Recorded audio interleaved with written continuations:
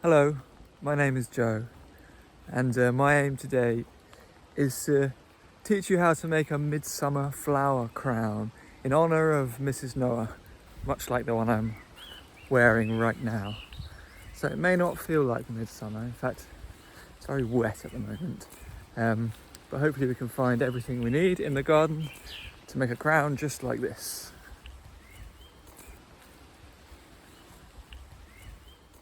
So all you really need is a pair of secateurs or a pair of sharp scissors, that would do fine, and your garden, or if you don't have a garden, and I appreciate many people in the UK do not, any sort of green space, any park or maybe a football pitch along the sides. Particularly at this time of year, you can find lots of wildflowers.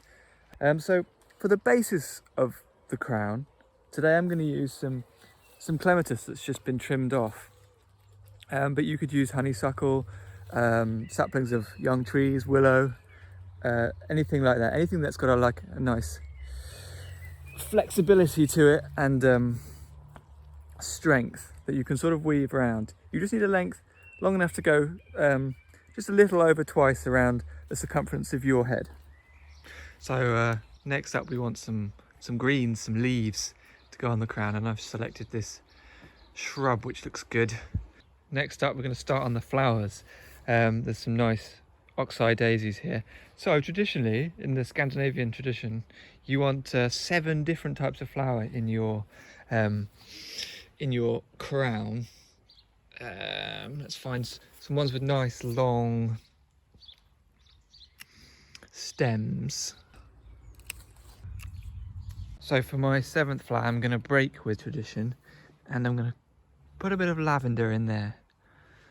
So from this clematis, I've just selected this section here, and I've just trimmed off the ends and any kind of other kind of join bits, branches, and then make a kind of nice head sized loop like that, and then test it out on your head. You probably want to go a little bit bigger than your head, because once you've wrapped stuff around, it will make it slightly fatter. So yeah, that looks good. That's about right. And then just weave. It's generally easier to weave the thinner end around.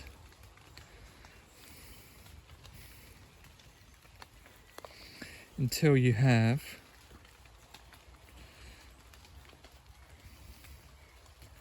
something that will sort of stay in a shape like that. And then I'm just going to tuck the end just between like that. So there we go. Might not look like very much now, but that's quite good for a start. So a good idea is to work out where your front's going to be, and then you can sort of put the best bits at the front and near the front and not worry too much about the back. So I've decided this is going to be the front. This is where my forehead is going to be. Just find a little hole, thread it through.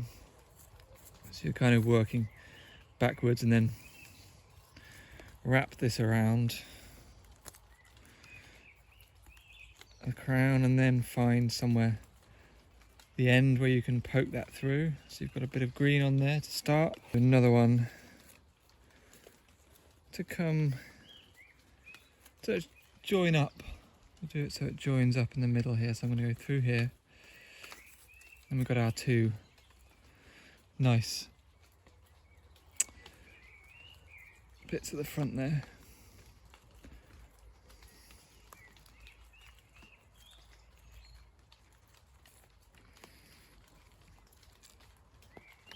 It's nice listening to the sound of the rain. I'm just sheltered here underneath an oak tree. You know, it's a similar kind of way in which you'd make a Christmas wreath or whatever, somewhere between that and a sort of daisy chain, really. You really use your initiative with these things. I think people fear that there's some traditional way to do things, but as far as I'm concerned, you can use your own judgment. So I'm gonna do the same with these and just weave them in that way, and then around, and then tuck the end without popping anything else out. Sorry if I keep moving it off the screen, it's quite difficult to hold it in exactly the right place when I'm weaving the flowers.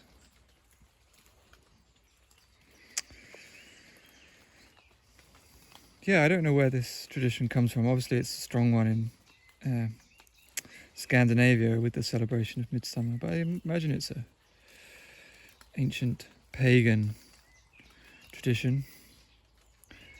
But it's just a nice celebration of the summer flowers, as far as I'm concerned.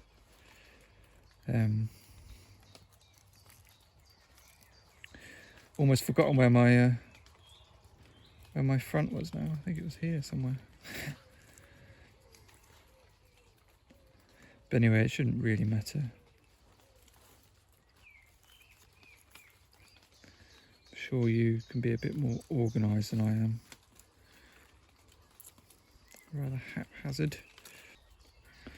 These have got shorter stems, so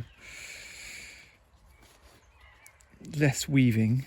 They might be more prone to falling out, although actually now we've got quite a good structure.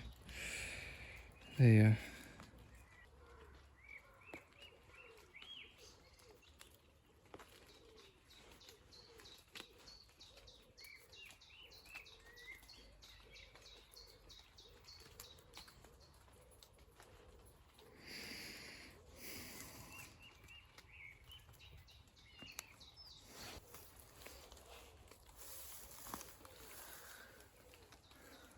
bit of yellow.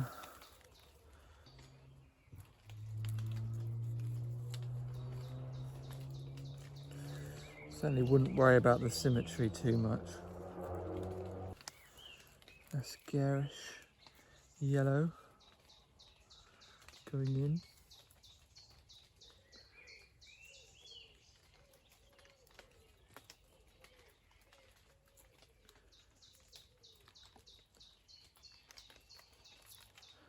Something I would normally have done to be making a crown this time.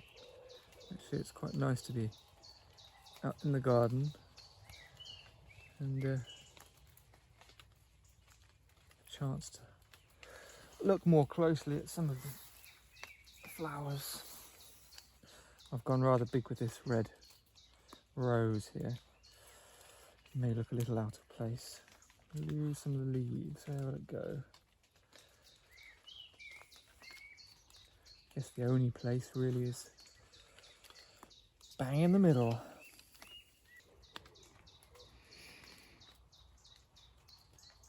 So there you have a rather basic, rustic, non-florist approved midsummer crown.